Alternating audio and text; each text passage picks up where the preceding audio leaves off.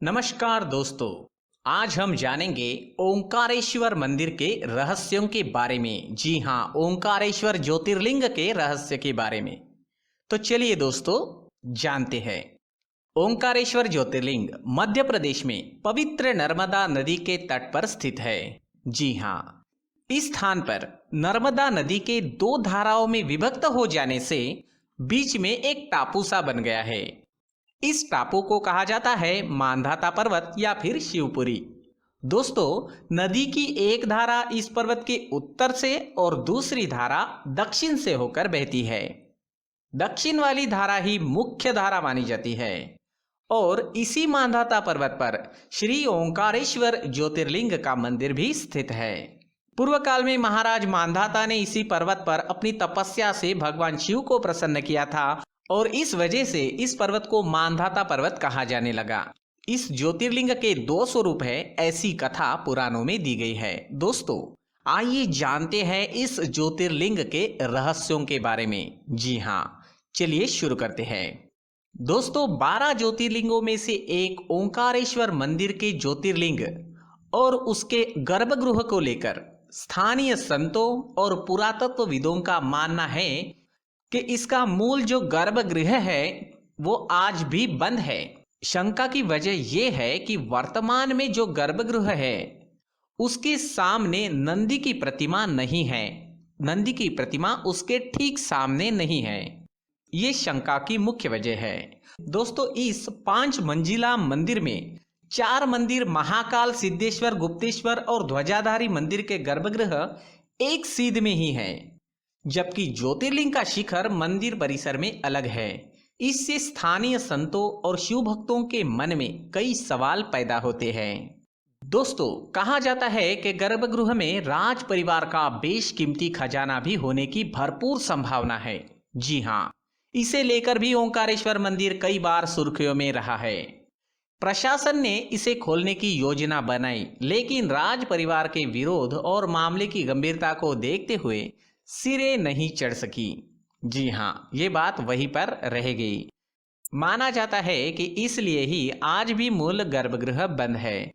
अब इस दीवार पर जो गर्भगृह को बंद करती है उस पर ग्रेनाइट लगाकर पैक कर दिया है। इसमें मंदिर में जाने के बाद आम श्रद्धालु को समझना मुश्किल हो जाता है। दोस्तों, ज्योतिर्लिंग के सामने नंदी का ना होना, 5 में से 4 मंदिरों का शिखर अलग होना और ज्योतिर्लिंग का शिखर अलग होना, महाकाल मंदिर के ठीक नीचे का हिस्सा अलग होना, हाल के 2 गुप्त रास्तों का बंद होना, ये कुछ वजह है जिससे इस मंदिर का रहस्य बहुत ज्यादा गहरा गया है। दोस्तों, 1969 के gazetteer of India Madhya Pradesh east Nimar में भी मंदिर के बारे में कुछ जानकारियां प्रकाशित की गई है। इसमें गर्भगृह का भी उल्लेख है। गजेटियर में नंदी और ज्योतिर्लिंग को एक साथ न होने और नंदी के सामने दीवार बनाकर मूल गर्भगृह को बंद करने का उल्लेख है। जी हाँ, लेकिन ये कब बंद किया गया है और क्यों बंद किया गया है, इसके बारे में कोई जानकारी उपलब्ध नहीं है। दोस्तों, ओंकारेश्वर मंदिर की जांच कर चुकी जीसीएस ग्रुप गुजरात की टीम ने बताया कि 64 खंबे वाले इस मंदिर पर परमार काल की नक्काशी की गई है, जो अधिकतर पुरातन और ज्योतिर्लिंग मंदिरों में बनाई गई है। इसमें हर खंबे पर 12 प्रतिमा है। इस टीम ने भी ज्योतिर्लिंग और नंदी की दिशा अलग होने पर आशंका जताई थी। दोस्तों, आदि गुरु शंकराचार्य की तपस्थली से नर्मदा नदी तक जाने वाला रास्ता गुफा समान है। इस गुफा में 2 रास्ते हैं जो बाढ़ के मलबे से पटी है। स्थानीय लोगों के अनुसार एक रास्ता सीधे घाट पर जाता है, जबकि दूसरा रास्ता गर्भगृह के अंदर जाता है, लेकिन चारों ओर से नवनिर्माण के चलते वह बंद हो गया है। वही मंदिर के नीचे से एक रास्ता है जिसमें एक पक्की नाली बनी हुई है। नाली का रास्ता भी कुछ अंदर जाने के बाद बंद है, जबकि अंदर कुछ खंडित मूर्तियां भी है। इस तरह ये मंदिर रहस्यों से भरा हुआ है। मंदिर का मूल गर्भगृह कई 100 साल से बंद है। इसके बारे में किसी को कुछ नहीं पता कि इसके अंदर है क्या। बुजुर्गों के अनुसार ये गर्भगृह किसी अनहोनी को लेकर बंद किया गया है, इसलिए इससे छेड़छाड़ करना ठीक नहीं है। दोस्तों, संतों को जानकारी है कि मूल गर्भगृह मंदिर में ही कहीं और स्थापित है।